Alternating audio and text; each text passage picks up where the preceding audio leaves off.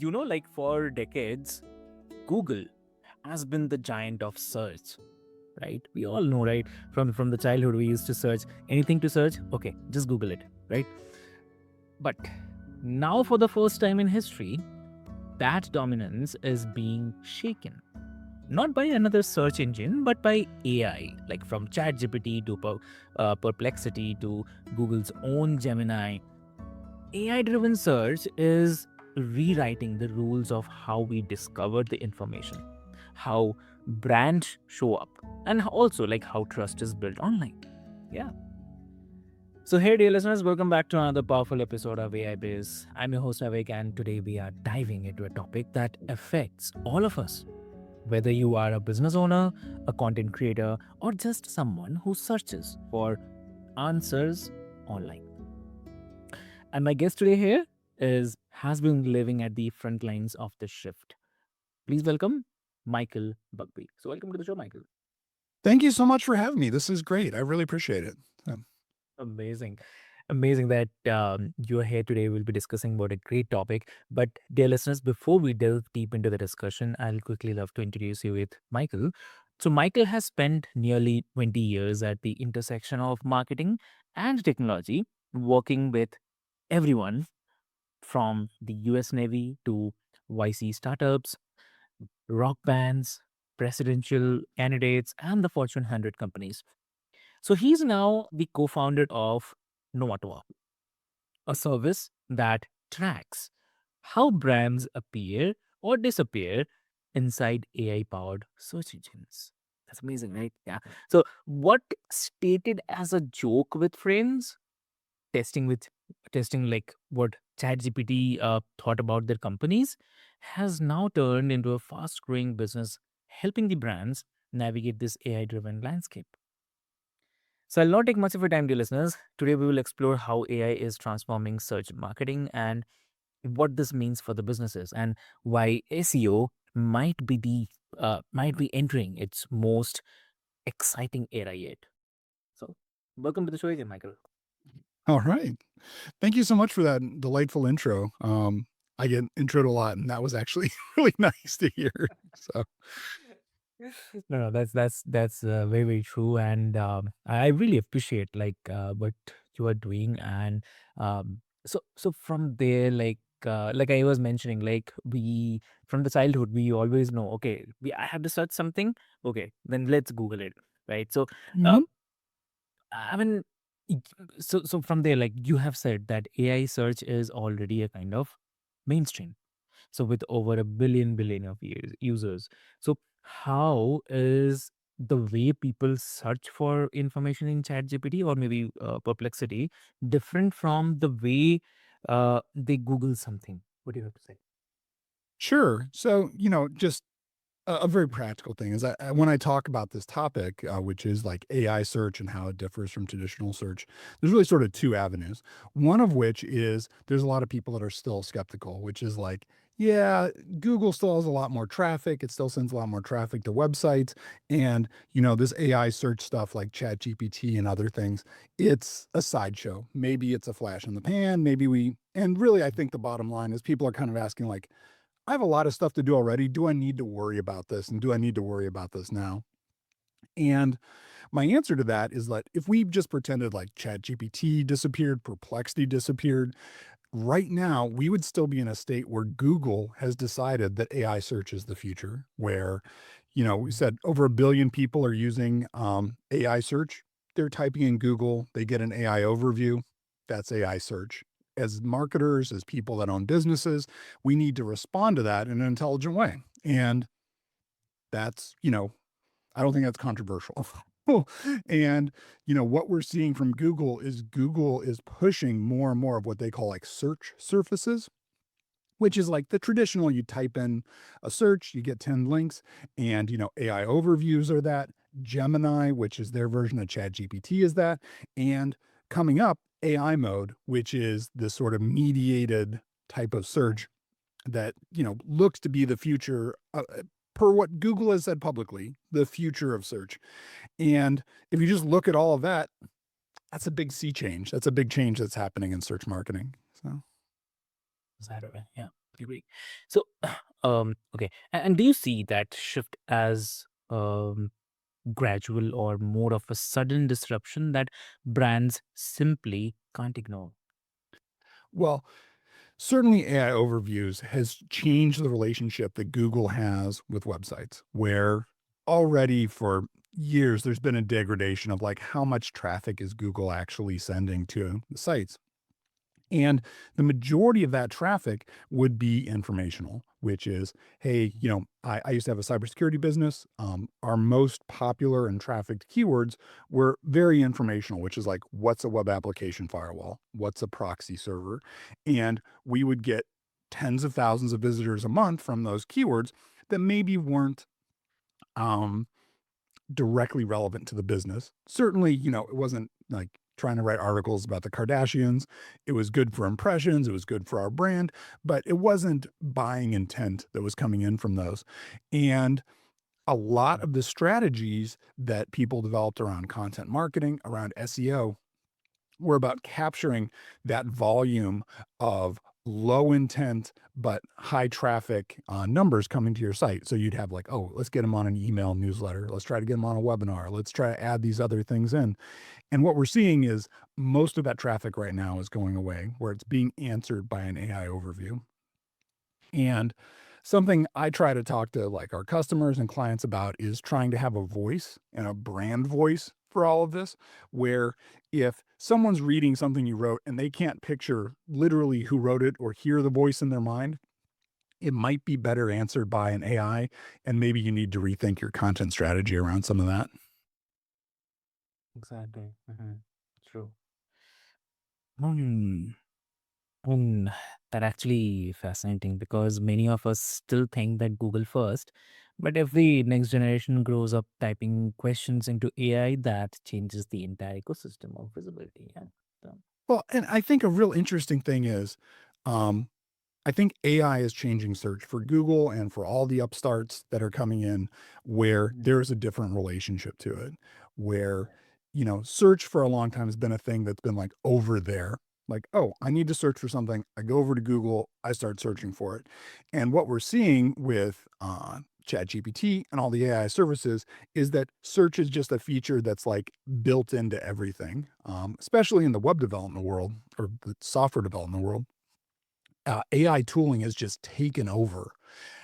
And, there's a lot of debate about how much more productive it makes people. But at the very least, there's a very noticeable impact on the number of Google searches that like you do, which is that you've gone from like having to like, and we're all, you're an expert at this, I'm an expert at this, everyone listening is an expert at this, which is sort of taking a problem, abstracting it, doing a Google search, finding the top 3 or 4 things, looking at them, sort of synthesizing an answer, doing another Google search, and you like go down this pattern.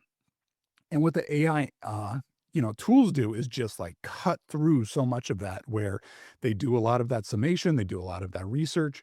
And, what we're looking at is things that look a lot more like task intent and responses than like search intent. Even for things that are, very non technical, which is like you could very easily ask ChatGPT to like, hey, make me yeah, I'm going to New Orleans for the weekend, for my anniversary. Hey, make me a travel itinerary of like restaurants and sightseeing things to do. And, it will go and do that. You don't have to like Google for each of those and try to put all that together. And that is a real sea change in how people use search and how people use these tools. So, Uh, okay. Okay. So, like you discovered pretty quickly that ChatGPT's answers about companies were often wrong or maybe Mhm. missing altogether. So, if you can Yeah, get an example, yeah, like they really opened your eyes. Oh, sure. Um, so we we have a lot of customers that have SaaS applications. Okay. Um, and with that comes oftentimes a lot of data security regulations. So this is things like, in the United States, there's HIPAA regulations regarding healthcare data. In the EU, there's a lot of GDPR regulations about data security and data handling. And so, a very common checklist criteria for buyers is, hey, is this company GDPR compliant? Is this company HIPAA compliant? And that's something we found is very spotty for a lot of these different companies in ChatGPT and Perplexity, because a lot of times they don't cleanly state that on their own website. And so you can imagine a buyer's journey of like, hey, I'm looking to buy a website firewall. It needs to, be HIPAA compliant because we're a hospital, and you know, Mm. give me a list of these. And if you're not in there, you're not in there. And you know, there's a term, in AI models that we're all familiar with, which is hallucinations. And there's two kinds of hallucinations. One of which is a lack of knowledge, which is just, hey, I don't know if this company is compliant. So I'm going to make something up, which is either like yes or no. And like it's up to chance. And the second is, issues of logic of like, hey, A gets B, gets C. What does that mean for A? Those kind of things. And the first one is something we as marketers and business owners can address, which is we can just cleanly state aspects of our business, put it on our website, and then get that information indexed by the different AI search services. And the second is something ChatGPT and the foundation model people need to work out on their own. But just cleanly stating, here's all of the business stuff we do. Here are our features. Here is how all these things play out. And a lot of times for B2B companies and SaaS companies and enterprise companies, they don't cleanly state all those things, that's something more like a sales deck or something that's internal. And I think it's hurting a lot of companies right now. Got it. Yeah. So, for a company who's listening today, what's the first step to make sure that they are not erased or misinterpreted or mispresented in AI search? Yeah.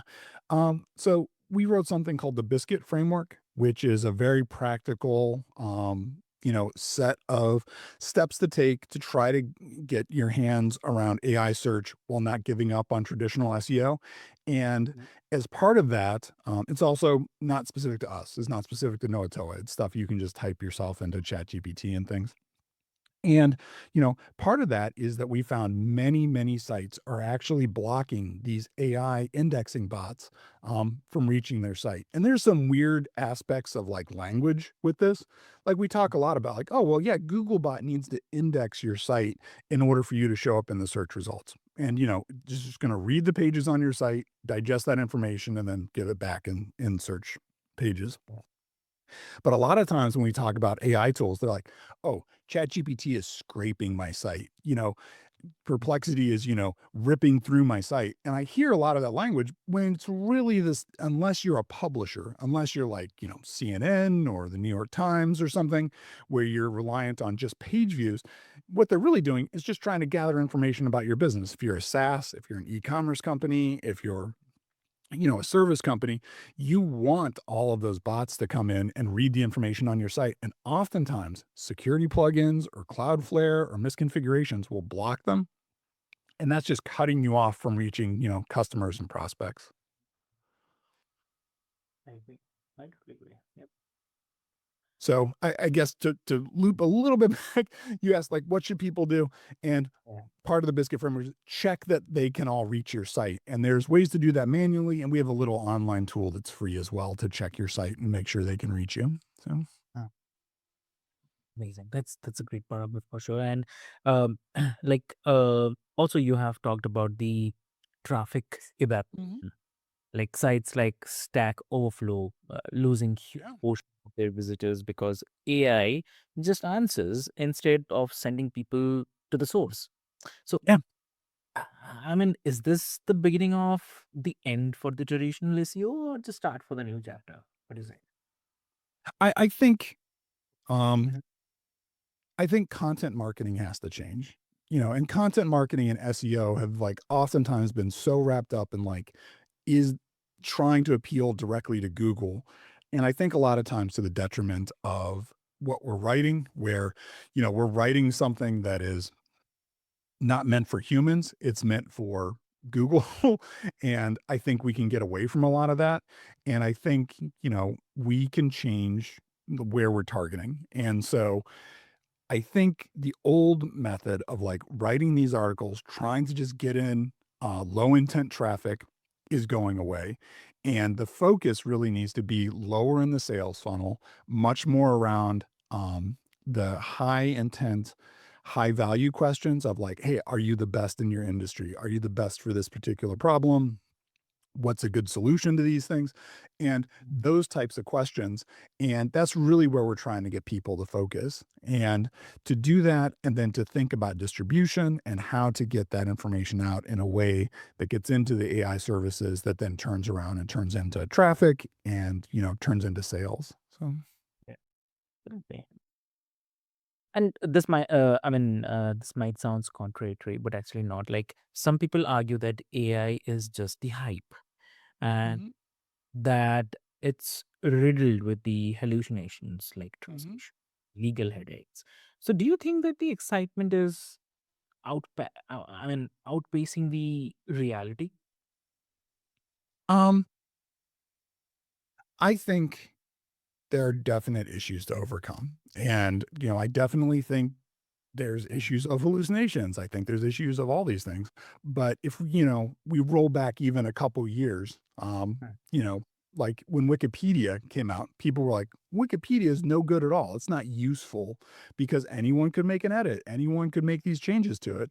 And we've demonstrably found that that's not the case. That for, a huge number of the types of questions and the types of knowledge that's out there, this sort of thing doesn't need to be 100% perfect to have value.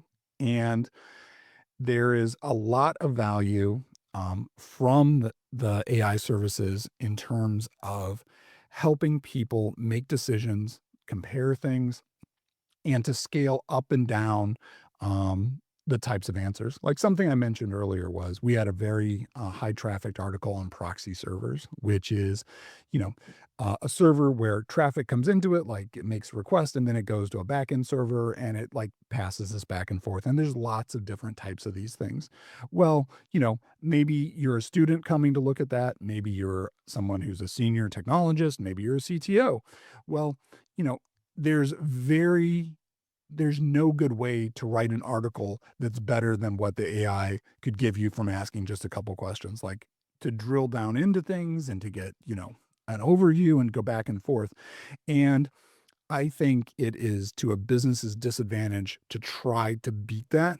And instead, what we're trying to do is to get, hey, let's influence these in the right way so that when it comes to the decision point, it does recommend a business instead of, disqualifying it. Exactly. I agree. Totally agree. So, I mean, if AI search cannot be trusted 100% yet, why should brands invest in like now rather than wait? I guess a couple things. Traditional search can't be trusted 100% either. So I think it's a false dichotomy to say like, oh, well, this is trusted and this isn't. There's lots of parasite SEO. There's lots of weird black hat SEO tactics that have distorted things. And even setting all of that aside, there's still a huge amount of pay for play that takes place inside of traditional SEO where, if you've run any sort of, enterprise type of business, one of the things you have to budget for is literally just setting up ads for your own brand name because competitors will. That's a US quirk. Some other jurisdictions don't have that. But in the US, you have to put ads on your own brand name just because people searching for it will, find competitors.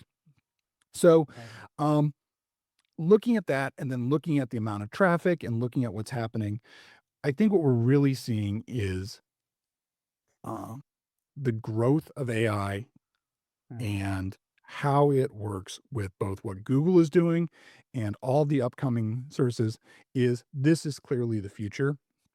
And right now, it is much easier to influence these services and it's much easier to get listed than it will be in the future, where right now the AI services are desperate for new information. They're trying to like index any site they can. They're trying to have the most up-to-date information they can. And I think that's going to shift in the future. So there's both short-term payoffs and I think long-term payoffs from working on this problem now. Exactly. So, lovely. That's really lovely. And if you have to give one advice to the listeners today, so what that will be? Yeah, I would recommend everyone right now go to ChatGPT or on Claude, whatever it is, and just start asking some basic questions about your business. Like, hey, what does my business do? Who are Mhm. my competitors? What is this business best at? What is unique about it? All of these types of qualitative questions, because, there's a real aspect of how the AI thinks about your company that matters in a way it doesn't in traditional search. In the US, we have a giant banking system called Wells Fargo, which they had a massive, massive fine levied against them, the largest Federal Trade Commission fine ever. And interestingly, when you ask ChatGPT about Wells Fargo, it will tell you all about that. So if you ask, hey, should I use this bank or should I use Wells Fargo? It'll say, well, if you want to use Wells Fargo, do an ethics review of them and make sure that this stuff isn't happening before you sign up for them. And in traditional search, if you search for Wells Fargo, it won't give you that information. It will give you, hey, here's the nearest ATM. Here's how you log into your checking account. That kind of information. And that's a real change where, AI, and this is happening with Google services too, with AI mode and deep research, there's this level of perception that's happening where you're essentially asking a robot and that robot is doing the Google search, hitting 100 different sites, making a summary of that, and making some value judgments about what to return to you. And if you're one of those businesses and you either have, a firewall rule in place that blocks like Google's extended bot, you're not going to be in those. If Gemini feels that you're a bad business because, you had this giant FTC fine, you might not be in those listings. And so most people aren't getting $300 million fines from the Federal Trade Commission. But there's lots of little things, reviews and other things that go into this. So that perception is a different sort of thing. And I think it's very valuable going forward to have a good perception in the AI services. Yeah. Mhm. Amazing. Great. So, Michael, thank you so much for breaking this down with such clarity. And we have gone from the history of ACO to the future of AI driven search. And it's clear that it's not just about a tech shift, but it's a business survival shift as well. So, that's great. And for all the listeners, like the way world searches is changing, your brand's visibility isn't just about the keywords anymore. It's all about the conversations with AI and about the reputation in machine learning models and um, about making sure that your story is not erased or rewritten by algorithms. So, Michael, if someone wants to connect with you, what will be the great medium to connect? Um, they can email me directly, Mike at Knowatoa.com. It's Knowatoa, Knowatoa. Also, the Biscuit Framework is up there. There's not even an email gate on it. You can just read it right now for free. We do also have a variety of free tools for checking your site, for some of these different things. You can sign up for a trial things. I'm also on LinkedIn, happy to connect with anyone.